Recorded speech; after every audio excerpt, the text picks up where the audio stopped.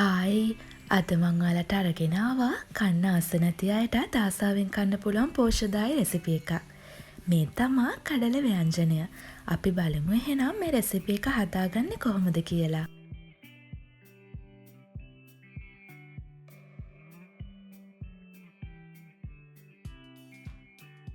මම මෙතන රැයක් පෙඟෙන්න තියපු කඩල ග්‍රෑම් 200ක් අරන් තියෙන්නේ.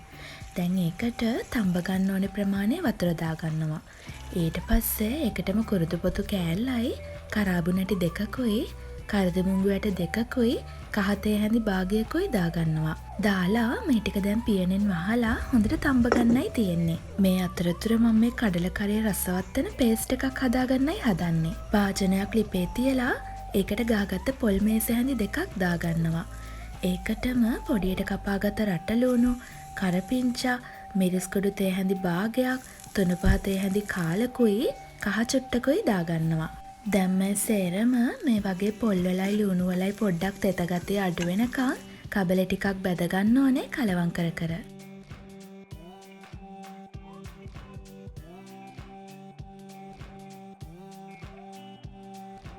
දැන් මගේ පොල් මිශ්‍රණෙත් හරි.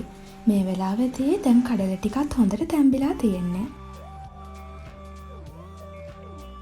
මන් දැන් ඒ කඩලේකෙන් මේස හැඳි 3කුයි කඩල තඹගත්ත වතුර මේස හැඳි 3කුයි පොල් මිශ්‍රණයට දාගන්නවා. දැන් මේ සේරම හොඳට පේස්ට් එකක් වෙනකම් බ්ලෙන්ඩර් කරන් මේ තියෙන්නේ. දැන් තියෙන්නේ අපේ මෝරම රස කඩල ව්‍යංජනය හදන්න. එන්නකෝ අපි බලමු මේක හදාගන්නේ කොහොමද කියලා. භාජනයක් ලිපේ තියලා ඒකට පොල් තෙල් ටිකක් දාගන්නවා. තෙල් ටික රත් වුණාම ඒකට හීනියට කපාගත්ත රටලුණු ටිකකුයි චොප් කරගත්ත ඉඟුරු සුදු ලුණු ටිකකුයි දාගන්නවා. දාලා මේ සේරම ලාවට රන්වන් පාට වෙනකම් බැද ගන්න ඕනේ. ඊට පස්සේ මම මේකට පොඩියට කපාගත්ත තක්කාලි ටිකකුත් දාගන්නවා. දැන් තඹගත්ත කඩල ටිකයි හදාගත්ත පේස්ට් එකයි රස අනුව ලුණුයි මම මේකට දාගන්නවා. දාලා මේ සේරම දැන් හොඳට කලවම් කරගන්න ඕනේ.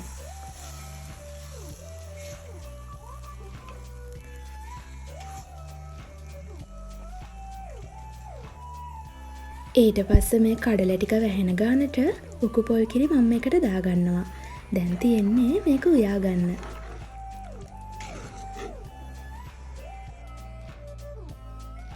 මේ වගේ හොඳට බුබුලු දාගෙන හොද්ද හොඳට නටාගෙන එද්දී මම ලිප ඕෆ් කරගන්නවා. ඕෆ් කරලා පොඩියට කපාගත්ත අමු මිරිස් කරලක් දාගන්නවා. දැන් මම මේක තවත් රසවත් වෙන්න පොඩි ටෙම්පරාදුවක් හදාගන්නයි හදන්නේ. භාජනයක් ලිපේ තියලා ඒකට පොල් තෙල් ටිකක් දාගන්නවා. තෙල් ටික රත් වුණාම අබෑට තේ හැඳි භාගයක් දාගන්නවා. අබෑට ටික පුපුරගෙන එද්දී ලිප ඕෆ් කරගෙන කරපිංච ටිකක් දාගන්නවා. දැන් කරපිංච ටික බැදීගෙන එද්දී මේ ටෙම්පරාදුව කඩල කරියකට දාගන්නවා. දාලා ටිකක් කලවම් කරගන්න ඕනේ. මේ වෙලාවේදී එන්නේ මේකෙන් මාරුම සුවඳක්. ඇත්තටම මේකත් එක්ක විතරක් බත් කන්න පුළුවන්. හැමදාම පරිප්පු කරියකම හදලා කන එකේ මේ කරිය එකත් හදලා බලන්නකෝ වෙනසකටත් එක්ක. හදලා කාලා බලලා රස මටත් කියන්න. එහෙනම් තවත් මේ වගේ අලුත් රෙසිපි එකක් අරන් ආයෙමත් මං එන්නම්.